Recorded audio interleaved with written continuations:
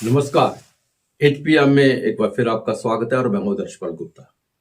आज जम्मू में केंद्रीय मंत्री और उधमपुर डोडा सीट के सांसद और प्रत्याशी डॉक्टर जितेंद्र सिंह जम्मू पहुंचे। उनकी उम्मीदवारी के बाद ये पहली बार जम्मू में आए जब से भारतीय जनता पार्टी ने अपना प्रत्याशी घोषित किया है। प्रधानमंत्री के कार्य से वो पूरे देश में बिजी थे। आज वो जम्मू में आए और जम्मू में उनका भव्य स्वागत किया गया। जम्मू एयरपोर्ट पे उनके क्षेत्र से हजारों की तादाद में उनके कार्यकर्ता आए हुए थे। जम्मू से, कठुआ से, उधमपुर, डोडा, किश्तवाड़, हर जगह, भड्डू, बिलावर, बसोली। हमने बात की उनसे, अब कहां से, हम जो बसोली से आए, कोई बिलावर से आ रहे हैं, कोई कहता हमने कठुआ से आया। दलों के दल आए और भव्य स्वागत किया और खुली गाड़ी में डॉक्टर जितेंद्र सिंह को एक जुलूस की शक्ल में एयरपोर्ट से उनका जो कार्यालय है जहां वो काम करते हैं वहां पहुंचे। और वहां पे भी अशोक को, जो संगठन के महामंत्री हैं, वो भी खड़े थे। उन्होंने उनका स्वागत किया। उधमपुर से जो मनकोटिया है वो भी थे, अपने समर्थकों के साथ वहां पे आए हुए थे। मतलब पूरे का पूरा संसदीय क्षेत्र जो था, उनके वहां के कार्यकर्ता जो जम्मू में पहुंचे हुए थे, उनने भव्य स्वागत किया। और उसके बाद डॉक्टर जितेंद्र सिंह ने कार्यकर्ता को संबोधित करते हुए एक बहुत बड़ी बात कही।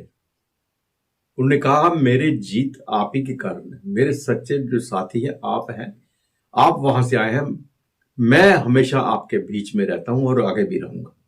और इस बार उन्होंने एक नया नारा दिया, जिस तरह से प्रधानमंत्री नरेंद्र मोदी ने जो नारा दिया है कि इस बार 400 पार, तो डॉक्टर जितेंद्र सिंह ने नारा दिया है इस बार 4 लाख के पार। यानी कि पिछला चुनाव उन्होंने 3,50,000 से अधिक वोटों से जीता था, तो अब जो नारा है उनका 4 लाख से अधिक वोटों को जीत सकेगा।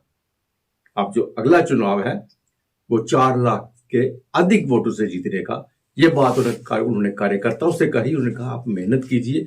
हालांकि लगता नहीं है वहां मेहनत करने की जरूरत है, क्योंकि वहां पर अभी तक गठबंधन जो बना हुआ है वो बिखरा पड़ा हुआ है। एक गुलाम नबी आजाद ने वहां पे एक कैंडिडेट सारूरी को खड़ा कर दिया है, बाकी गठबंधन का कुछ हो ही नहीं रहा। यहां ही नहीं, कश्मीर के अंदर भी ये हाल है। एक तरफ तो यहाँ पे जुगल किशोर है, उनके साथ भारतीय जनता पार्टी चल रही है, डॉक्टर जितेंद्र सिंह का भव्य स्वागत किया गया है, लोग उनके साथ हैं। और दूसरी तरफ अभी तक जो इंडिया गठबंधन के नाम से या गुपकार गठबंधन से कह रहे हैं, उनकी तू मैं शुरू हो गई है। उमर अब्दुल्ला ने कहा है कि हम किसी भी सीट पे महबूबा मुफ्ती के साथ गठबंधन नहीं करेंगे। पहले तो उन्होंने अपनी 3 सीटें डिक्लेयर कर दी हैं, कश्मीर की 3 सीटें। उन्होंने कहा अगर हमें जरूरत पड़ी तो कांग्रेस के साथ समझौता कर सकते हैं सीट का, किसी एक हद का, लेकिन महबूबा के साथ नहीं। हालांकि महबूबा गुपकार गठबंधन में इनके साथ है। उन्होंने कहा कि हमने डॉक्टर फारूक अब्दुल्ला को अपना सीनियर लीडर समझकर उनके हाथ में कमांड सौंपी थी गुपकार की। लेकिन जिस तरह से ये बात कर रहे हैं ये ठीक नहीं है, ये यूनाइट होने की बात नहीं कर रहे हैं। अगर कोई बात थी तो हमसे बात करते। प्रेस में जाकर उन्होंने कहा कि पीडीपी जो है नंबर 3 की पार्टी है और इसने कश्मीर को तबाह किया है, इसने गठबंधन करके भारतीय जनता पार्टी के साथ कश्मीर को खत्म किया है। ये बातें जो हैं इसके ऊपर महबूबा मुफ्ती ने रिएक्ट किया है। आइए पहले हम आपको दिखाते हैं कि इस पर महबूबा मुफ्ती ने क्या कहा है, फिर एक नजर डालते हैं आज के समाचारों पर। नई दिल्ली की कोशिश रही पहले ही दिन से कि पीएचडी को कैसे तोड़ा जाए, क्योंकि एक रेजिस्टेंस का चेहरा बन गई नजर नहीं आ रही थी, उनको पीएचडी में एक उम्मीद नजर आई। और आपको याद होगा कि हमने कई जो फैसले किए, प्राइम मिनिस्टर की मीटिंग हुई तो फारूक साहब ने कहा, मशवरा था उनको कि हमें सबको जाना चाहिए, तो हम चले गए वहाँ। उसके बाद कश्मीरी पंटून के मसले को लेके हम गवर्नर साहब से मिले। इसी तरह दूसरी दिन और भी मसले यानी कि हम हर चीज़ का मिलजुल के कोई फैसला करते थे। फिर डीडीसी के इलेक्शन हुए तो नेशनल कॉन्फ्रेंस की तरफ से ये बात आई कि हमें मिलकर लड़ना चाहिए। तो उसमें हमारे कई लोग नाराज होकर पार्टी छोड़ के चले गए जिनको हम मैंडेट नहीं दे पाए, मगर हमने सोचा कि जो लार्जर कॉज है, जो बड़ा मकसद है हमारा जम्मू कश्मीर में इस वक्त मुसीबत का मुकाबला करना, तो पूरे मुल्क में ये मैसेज आना चाहिए कि हम एक साथ हैं और एक साथ मुकाबला करेंगे। इसी यही वजह है कि जब अलायंस में इंडिया अलायंस में बात हुई जम्मू कश्मीर की, तो मैंने ये कहा कि वहाँ सबके सामने फारूक साहब हमारे सबसे सीनियर लीडर हैं, तो हम जम्मू कश्मीर में पार्लियामेंट में जो सीट शेयरिंग का मसला इन पे छोड़ देते हैं, वो फैसला कर लें। तो हमने तो कह दी बात और हम इस पे बिल्कुल कायम थे, मगर मुझे डिसअपॉइंटमेंट हुई, मायूसी हुई ये सोच के कि हर छोटी बात पे पीएजीडी में मशवरा होता था, फारूक साहब फोन उठा के कहते थे। तो आज उन्होंने इतना बड़ा फैसला किया, आज उन्होंने इतनी बड़ी बात कह दी कि पीडीपी जो है वो अलायंस में कहीं नहीं है। तो आज उन्होंने कम से कम अगर वो हमसे मशवरा करते, अगर फारूक साहब ये कहते कि हमारे वर्कर्स नहीं मान रहे हैं, हमें 3 सीटें लड़नी है, तो हम शायद उनको कहते ठीक है, अगर आपको लगता है यूनिटी के लिए पीडीपी को कुर्बानी देनी है तो हम कहते ठीक है, 1 सीट से क्या फर्क पड़ता है। नेशनल कॉन्फ्रेंस के 3 मेंबर पार्लियामेंट थे, हमारे भी 2014 में 3 थे, इससे तो कोई आसमान जमीन पे नहीं आ जाता है। मगर मैं समझती हूँ कि जम्मू कश्मीर के लोगों को जो एक उम्मीद थी हमारी पीएजीडी अलायंस से, उसके बाद जो इंडिया अलायंस बना था, पूरे मुल्क की उम्मीदें इससे लगी हुई थी। तो कहीं ना कहीं जो आज नेशनल कॉन्फ्रेंस का फैसला कहीं पिछले 1-1.5 महीने से आ रहा है, तो उसको बहुत बड़ा धचका लगा है। कश्मीर के लोगों को, जम्मू के लोगों को कहीं ना कहीं एक जो आखिरी उम्मीद थी, जो काम जो बीजेपी की सरकार नहीं कर सकी, वो बदकिस्मती से आज पीएजीडी के अपने मेंबर्स ने किया। तो मैं आपको पता है मैं फाइटर हूँ, तो हम तो चाहते थे कि मफामत हो, हम एक दूसरे के मद्दे मुकाबल ना आए, क्योंकि हमारा जो ओपोनेंट है वो बहुत ही ज़्यादा ताकतवर है और बहुत ही ज़्यादा खतरनाक भी है, और उसने पूरे जम्मू कश्मीर को एक कैद खाना बना के रखा है। तो हम मिलके उसका मुकाबला करेंगे। पर नेशनल कॉन्फ्रेंस के आज के फैसले या इससे पहले जो उससे गोल पोस्ट चेंज कर दिया उन्होंने, जहां हम मिलके बड़े अपोनेंट का मुकाबला करते, आज हमें एक दूसरे के आमने सामने लाके खड़ा किया है। तो इसमें मैं यही कहना चाहूंगी कि पीडीपी में भी down, but we are not out. आपको पता है कि हमने यहाँ नेशनल कॉन्फ्रेंस के पास भी एक वक्त में 60-65 सीटें होती थी, मगर लोगों ने फैसला किया नहीं, अब 65 सीटें नहीं देनी है, 16 देनी है। इसी तरह लोगों ने हमें एक बार 3 पार्लियामेंट सीटें दी, उसके बाद फैसला किया नहीं, अब एक भी नहीं देंगे।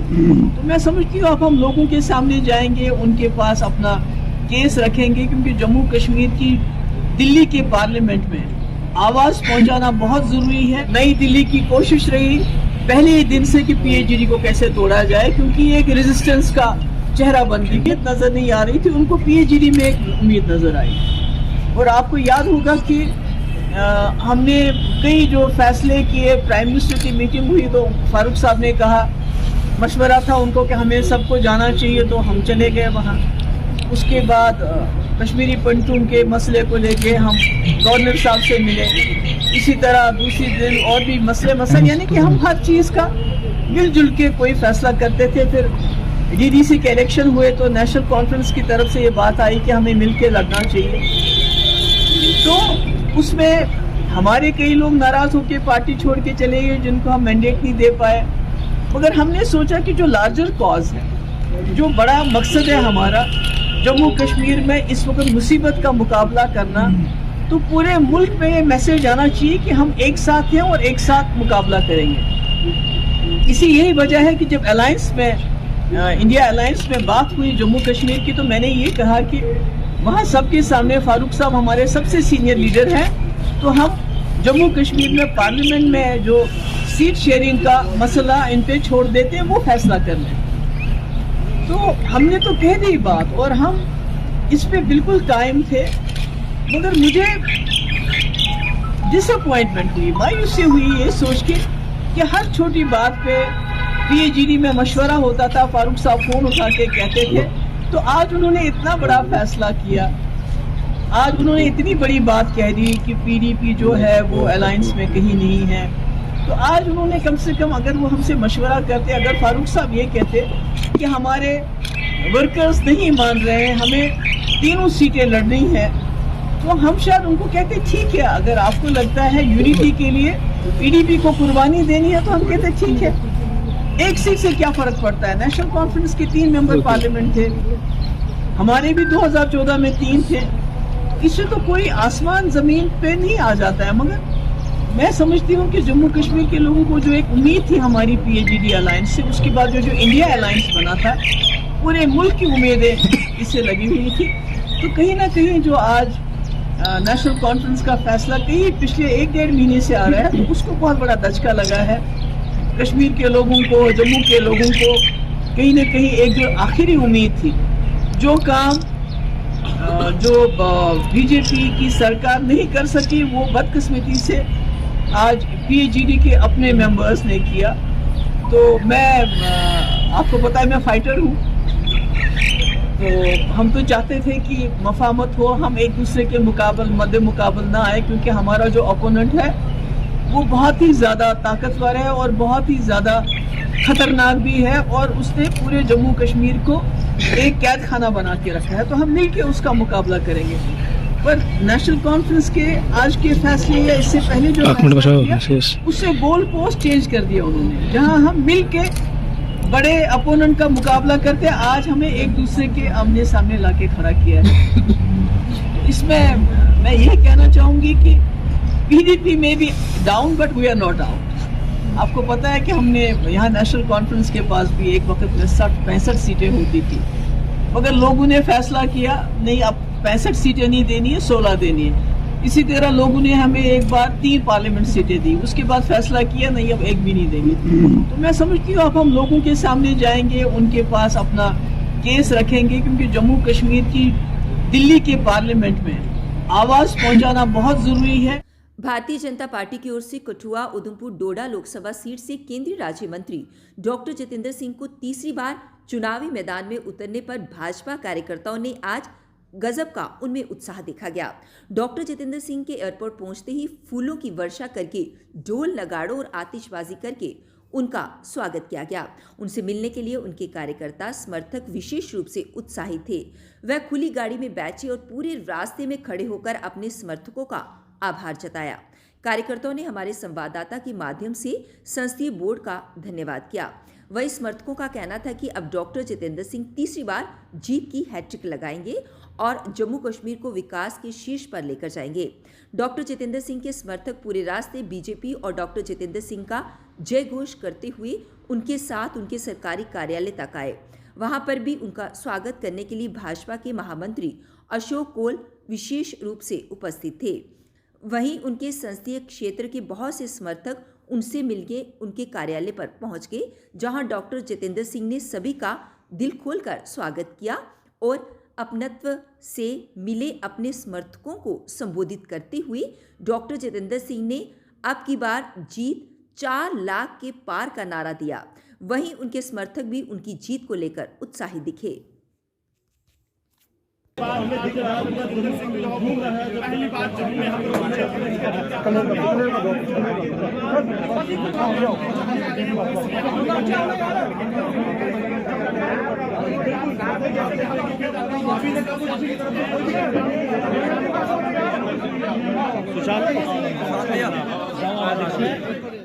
नेशनल कॉन्फ्रेंस के अध्यक्ष और पूर्व मुख्यमंत्री डॉक्टर फारूक अब्दुल्ला ने शुक्रवार को कहा कि अनुच्छेद 370 कहीं भी जम्मू कश्मीर में विकास में बाधा नहीं थी।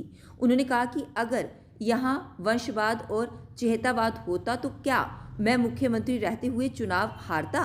प्रधानमंत्री नरेंद्र मोदी ने वीरवार को श्रीनगर में अपने भाषण में अनुच्छेद 370 को हटाए जाने के बाद जम्मू कश्मीर में विकास होने और जम्मू कश्मीर में परिवारवाद की राजनीति से मुक्ति मिलने की बात की थी। डॉक्टर फारूक अब्दुल्ला ने प्रधानमंत्री के बयान पर पलटवार करते हुए कहा कि नरेंद्र मोदी को सच्चाई का पता ही नहीं है, वह सिर्फ आलोचना और निंदा करना ही जानते हैं। डॉक्टर फारूक अब्दुल्ला ने कहा कि पहली बात तो ये कि ये धारा 370 किसी भी तरह से जम्मू कश्मीर के विकास में बाधा नहीं थी। आप 5 अगस्त 2019 से पहले के जम्मू कश्मीर की देश के विभिन्न राज्यों से विकास के मानकों पर तुलना करें, आपको पता चलेगा कि जम्मू कश्मीर कई राज्यों से बेहतर रहा है।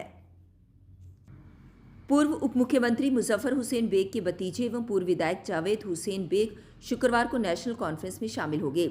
नेका के उपाध्यक्ष उमर अब्दुल्ला व अन्य वरिष्ठ नेताओं की मौजूदगी में उन्होंने पार्टी का दामन थामा। जावेद बेग 2014 में पीडीपी की तरफ से बारामूला से पूर्व विधायक रहे हैं।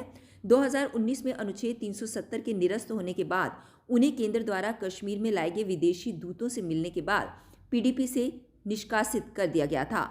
पीडीपी से अलग होने के बाद जावेद जम्मू कश्मीर अपनी पार्टी में शामिल हुए, लेकिन हाल ही में उन्हें अपनी पार्टी से भी निष्कासित कर दिया गया था। 2020 के जिला विकास परिषद चुनावों में वे People's Alliance for Gupkar Declaration से चुनाव हार गए थे। उधर मुजफ्फर हुसैन बेग पीडीपी के संस्थापक सदस्यों में से एक रहे हैं। गुरुवार को मुजफ्फर श्रीनगर में प्रधानमंत्री नरेंद्र मोदी की सार्वजनिक रैली में शामिल रहे। इससे पहले 20 फरवरी को भी वह जम्मू में पीएम मोदी की रैली में भाग ले चुके हैं। मेरे बेशुमार साथी हैं। मेरे दाएं साइड रियाज अहमद नागू साहब हाजी, इनका ताल्लुक भी सियासत से है। ये चेयरमैन म्यूनसिपल कौंसिल बारामूला रहे हैं। मेरे बाएं साइड अब्दुल-रशीद मल्ला साहब, ये भी चेयरमैन रहे हैं म्यूनसिपल कौंसिल बारामूला, सोशल और पॉलिटिकल एक्टिविस्ट हैं।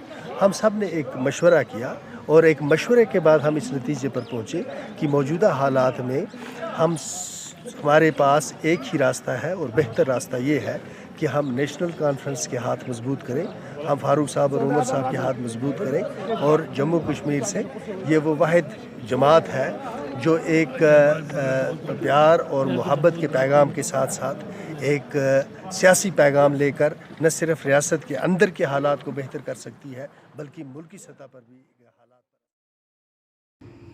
श्रीनगर में शंकराचार्य पहाड़ी पर बसे ऐतिहासिक शंकराचार्य मंदिर में शुक्रवार को महाशिवरात्रि के पर्व पर बड़ी संख्या में भक्त पहुंचे। गुरुवार को प्रधानमंत्री नरेंद्र मोदी अपने दौरे के दौरान शंकराचार्य पहाड़ी को उन्होंने नमन किया। इसकी तस्वीरें उन्होंने अपने सोशल मीडिया हैंडल पर भी साझा की हैं। श्रीनगर में जबरवान रेंज पर शंकराचार्य पहाड़ी के शीर्ष पर स्थित शंकराचार्य मंदिर में भगवान शिव को समर्पित है। ये कश्मीर के सबसे पुराने मंदिरों में से एक है। कश्मीरी हिंदुओं की इस मंदिर में गहरी आस्था है। उनका ये भी दृढ़ विश्वास है कि इस मंदिर में आदि शंकराचार्य ने दौरा किया था और तब से ये मंदिर उनके साथ जुड़ा हुआ है। इसी तरह मंदिर और पहाड़ी का नाम शंकराचार्य पड़ा। नेशनल कॉन्फ्रेंस के उपाध्यक्ष उमर अब्दुल्ला ने शुक्रवार को लोकसभा चुनाव के लिए पीपल्स डेमोक्रेटिक पार्टी के साथ सीट साझेदारी के लिए गठबंधन करने से इनकार किया है। उन्होंने कहा कि वह पीडीपी के साथ सीट बंटवारे के लिए समझौता नहीं करेंगे। एक प्रेस वार्ता को संबोधित करते हुए उमर ने ये बातें कही। उमर अब्दुल्ला ने कहा कि अगर उन्हें पहले ये कहा गया होता कि उन्हें नेका की सीटें गंवाकर साझेदारी करनी पड़ेगी तो उनकी पार्टी इंडिया गठबंधन में शामिल ही नहीं होती। उमर ने कहा कि अगर राहुल गांधी और सोनिया गांधी कहते हैं कि कांग्रेस के लिए सीट छोड़ दे तो वह पीडीपी के बजाय कांग्रेस को सीट देना पसंद करेंगे। उन्होंने दावा किया कि कांग्रेस नंबर 2 पर है जबकि पीडीपी तीसरे नंबर पर है। बाकी जहां तक कोalition की बात है, कोalition को चलाना या कोalition के मतलब माहौल को सही रखना ये हर तंजीम की जिम्मेदारी बनती है। मुझे ये बताइए ना, उनकी सीटों पे आपको बड़ी परेशानी होती है, लेकिन जब वो अपनी तकरीरों में या अपने ट्वीट्स पे या सोशल मीडिया पे नेशनल कॉन्फ्रेंस को बार बार निशाना बनाते हैं, उस वक्त आप लोग उनसे नहीं पूछते हो कि ये कहाँ की कोalition धर्मा है।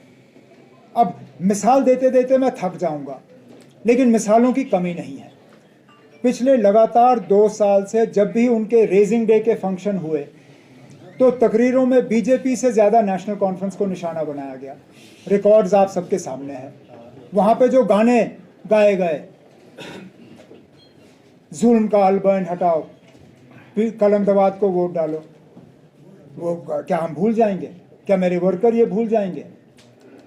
अब पाकिस्तान का इलेक्शन है, पाकिस्तान के इलेक्शन में क्या हुआ क्या नहीं हुआ उसमें भी नेशनल कॉन्फ्रेंस को लताड़ा जाता है ट्विटर के जरिए कि पाकिस्तान में जो हुआ उससे जम्मू कश्मीर के लोग जो हैं वो 87 को याद करते हैं। अब ये कहाँ की कोalition धर्मा? अब पता नहीं किस वो नशे में आके गुलाम नबी आज़ाद साहब ने फारूक अब्दुल्ला को निशाना बनाया, उसमें भी पीडीपी वाले घुस जाते हैं। जुमा उनको हफ्ता नहीं हुआ है सियासत में आए हुए, वो भी गुलाम नबी आज़ाद साहब के साथ मिलके फिर फारूक अब्दुल्ला साहब को, नेशनल कॉन्फ्रेंस को ट्विटर के जरिए निशाना बनाते हैं पीडीपी के प्लेटफॉर्म से। और फिर आप कहते हो कि कोalition कहाँ है? अब कोalition को मेंटेन रखना ये अकेले नेशनल कॉन्फ्रेंस की जिम्मेदारी नहीं है, ये उन लोगों की भी जिम्मेदारी है जिन्होंने एक आदत बनाई हुई है, जो आदत से मजबूर हैं नेशनल कॉन्फ्रेंस को निशाना बनाते बनाते। जब तक वो अपनी हरकतों से बाज नहीं आते, वो हमसे कोई ज़्यादा उम्मीद रख नहीं सकते। लेकिन इस बात के बावजूद भी कि हम लगातार उनसे ये उनके हमले के शिकार होते हैं, मैंने तब भी कांग्रेस को इस बातचीत के दौरान उनसे कहा है कि देखिए ना, 6 सीटों में ज़्यादा गुंजाइश है नहीं, लेकिन हम असेंबली में एक साथ काम करने के लिए दरवाज़ा खुला रखने के लिए तैयार हैं, लेकिन बशर्त ये कि हम देखें कि इस आने वाले पार्लियामेंट इलेक्शन में उनका रवैया कैसा रहेगा। इतना ही। महाशिवरात्रि का त्यौहार आज पूरे देश के साथ साथ जम्मू कश्मीर में धूमधाम व श्रद्धा के साथ मनाया गया। बड़ी संख्या में लोग पंच अवतार मंदिर व आपशंभू मंदिर में पहुंचे और भगवान शिव को उनकी पसंदीदा पूजन सामग्री चढ़ाकर दूध अर्पित किया। बड़ी संख्या में महिलाओं ने परिवार सहित मंदिर में माथा टेका और परिवार के साथ साथ जम्मू कश्मीर की तरक्की के लिए प्रार्थना की। महाशिवरात्रि के अवसर पर शॉपकीपर एसोसिएशन त्रिकुटा कॉम्प्लेक्स में लंगर का आयोजन किया गया। लंगर का आरंभ भगवान शिव की पूजा अर्चना के साथ किया गया। लंगर में बड़ी संख्या में लोग पहुंचे और श्रद्धा भाव के साथ प्रसाद ग्रहण किया।